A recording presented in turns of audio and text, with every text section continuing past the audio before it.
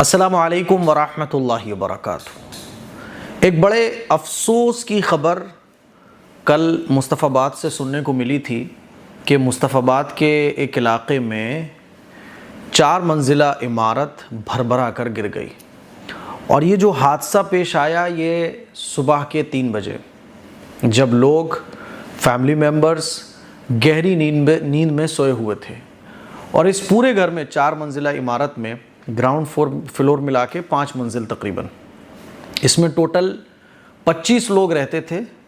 اب تک تقریباً 11-12 لوگوں کی موت ہو چکی ہے اور کئی زخمی حالت میں ہاسپٹل میں ایڈمٹ ہیں۔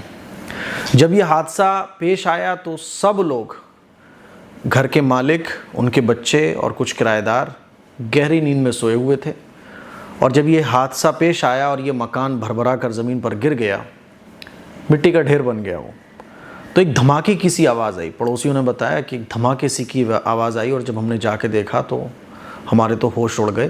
4 منزلہ عمارت زمین پر تھا، اور بس کیا بتائیں، وہ منظر بڑا خطرناک تھا۔ اللہ ہم سب کی ایسے حادثوں سے حفاظت فرمائے، اور اللہ تعالیٰ ایسے حادثوں سے ہم سب کو محفوظ فرمائے، حادثے کی موت سے بچائے۔ کتنے افسوس کی بات ہے کہ ایک ہی فیملی کی، ایک ہی خاندان کے 11 لوگوں کی موت ہو جائے۔ کیا بچا اب؟ کیا بچا؟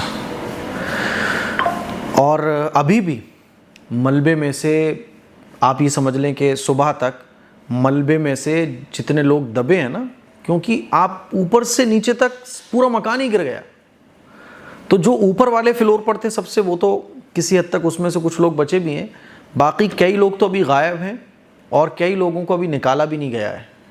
جتنے نکلے ابھی کتنے نہیں نکلے وہ تو پتہ بھی نہیں ہے، لیکن کل ملا کے 11-12 لوگوں کی موتیں ہو گئیں۔ آج ایک ساتھ ان کے جنازے ہوئے، وہ منظر بڑا خطرناک، بڑا کربناک۔ اللہ تعالیٰ حفاظت فرمائے اور گھر والوں کو صبر جمیل عطا فرمائے۔ ایسے موقع پر ہمیں چاہیے کہ جو گھر والے بچے ہیں زندہ، ان کا خیال رکھیں۔ اس حادثے کے موقع پر ان کے ساتھ کاندھے سے کاندھا ملا کر کھڑے ہوں، ان کے غم میں شریک ہوں، اور پورے مصطفی آباد کے جو لوگ ہیں نا، وہ رات میں ہی لگ گئے۔ بس پولیس بھی آ گئی، NDRF کی ٹیمز بھی آ گئیں، اور JCB بھی آ گئیں، مشینیں، کرینے وغیرہ بھی آ گئیں ہٹانے کے لیے۔ میرے عزیز بھائیوں، میری بہنوں، موت کا کچھ پتہ نہیں ہے۔ حقیقت تو یہ ہے کہ یہ بہانے ہوتے ہیں۔ جب موت آنی ہوتی ہے تو پھر کیسے ہی آ ہی جاتی ہے۔ موت تو بس بہانہ تلاش کرتی ہے۔ اسی لیے اللہ کے نبی صلی اللہ علیہ وسلم نے ہمیں یہ تعلیم دی کہ دیکھو، جب رات کو سو تو گناہوں سے توبہ کر کے سو، اور جب صبح دن کی شروعات کرو تو گناہوں سے توبہ کر کے کرو۔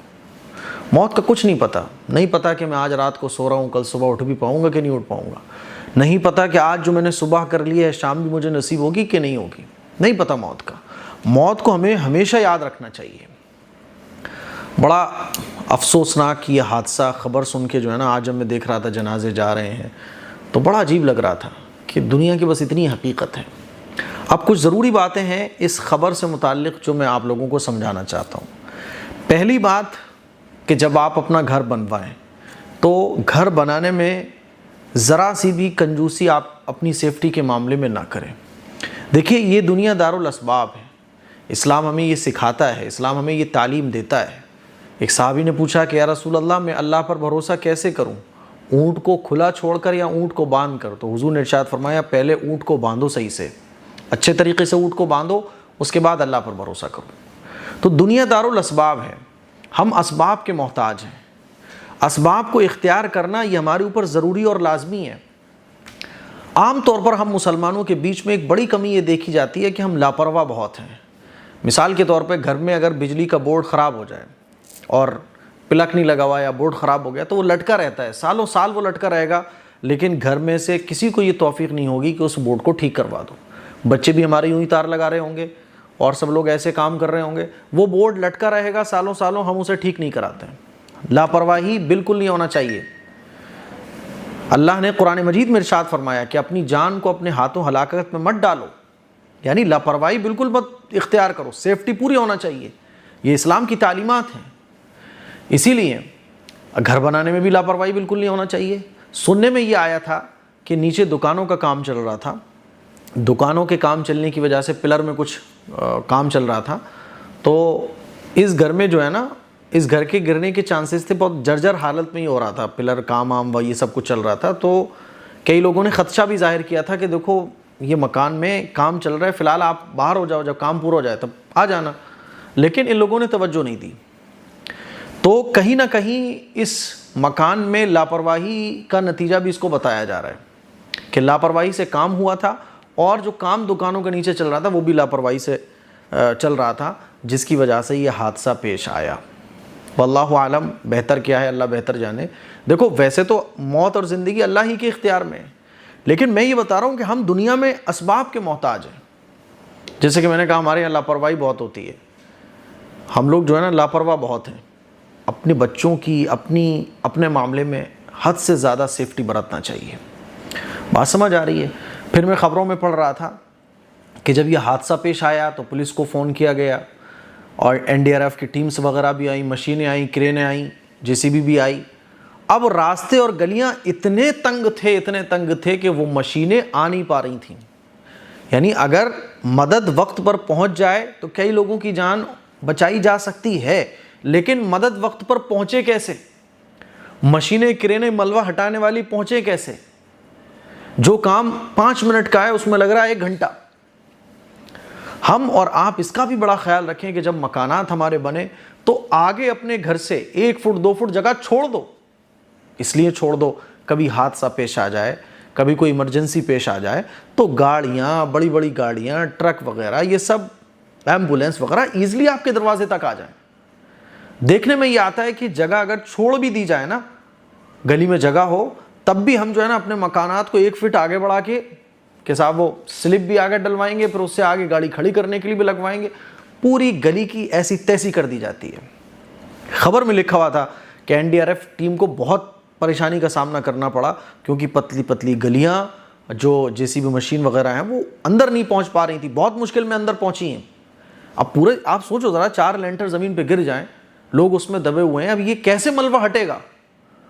پورا محلہ علاقہ ہٹانے کی کوشش کر رہا ہے، لیکن یہ مشینوں کے بغیر پاسبل ہی نہیں ہوتا ہے.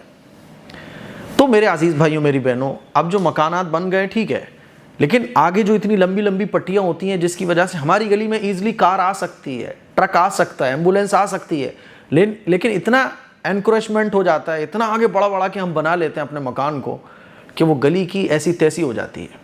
آپ لوگوں سے گزارش ہے کہ یہ بھی آپ کی سیفٹی میں آتا ہے. کوئی حادثہ آ جائے، آگ لگ جائے تو بڑا مشکل پڑ جاتا ہے دمکل گاڑیوں کا اندر تک پہنچنا. کبھی کبھی آگ لگ جاتی ہے نا تو جو ٹیمز ہوتی ہیں، ریسکیو ٹیم، وہ سر جوڑ کر بیٹھ جاتے ہیں، ٹینشن میں آ جاتی ہیں کہ آگ بجھائیں کیسے، کیونکہ وہاں تک گاڑی نہیں پہنچ پا رہی ہے. یہ تمام کی تمام چیزیں ہماری سیفٹی سے تعلق رکھتی ہیں، جس کا قرآن و حدیث میں اللہ کے پیغمبر نے ہمیں تعلیم دی. اس موقع پر میں یہی کہنا چاہوں گا کہ اللہ تعالیٰ گھر والوں کو صبر جمیل عطا فرمائے. آپ سب لوگ اس موقع پر فیملی کے ساتھ کاندھے سے کاندھا ملا کر کھڑے ہوں. جو لوگ دور رہنے والے ہیں 3 مرتبہ سورہ اخلاص پڑھ کے مرحومین کے لیے ایصال ثواب کریں، اور اللہ سے دعا کریں کہ اللہ تعالیٰ مرنے والوں کو جنت الفردوس عطا فرمائے، گھر والوں کو صبر جمیل عطا فرمائے، اور جو زندہ باقی رہ گئے اللہ تعالیٰ ان کو عافیت عطا فرمائے، صبر عطا فرمائے. جب وہ ہوش میں آئیں گے، ٹھیک ہو جائیں گے، تو ان کے دل پر کیا گزرے گی. میرے تو یہی سوچ کے رونگٹے کھڑے ہو رہے ہیں. کیسا خطرناک حادثہ ہے. سننے میں آ رہا ہے کہ جب یہ مکان گرا ہے تو برابر میں جو گھر تھے نا، ان کی بھی دیواریں کئی پھٹ گئی ہیں، کئی دیواریں ہٹ گئی ہیں. تو ہمیں مکان بناتے وقت بہت فکر کرنا چاہیے. 2 منزل کے بجائے بھائی 1 منزل بناؤ، لیکن پراپر ہونا چاہیے، سیفٹی پوری ہونا چاہیے. سیفٹی سے کوئی کمپرومائز سیفٹی سے نہیں ہونا چاہیے. یہ پیسہ کس لیے ہوتا ہے؟ آپ کے لیے ہوتا ہے. اس پیسے سے آپ کی ہی جان محفوظ نہ ہو تو بیکار ہے پھر. تو جہاں تک بات ہے اس حادثے کی، تو یہی وجہ بتائی جا رہی ہیں میرے عزیز بھائیوں، میری بہنوں. اللہ کی ذات سے امید اور یقین اور توبہ استغفار کے ساتھ ساتھ زندگی گزاریں. ساتھ ساتھ ہم اسباب کے محتاج ہیں، تو ان تمام چیزوں پر جس پر میں نے توجہ دلائی ہے اس کا بھی بڑا خیال رکھیں. اس کلپ کو شیئر کریں، دوسروں تک پہنچائیں. السلام علیکم ورحمۃ اللہ وبرکاتہ.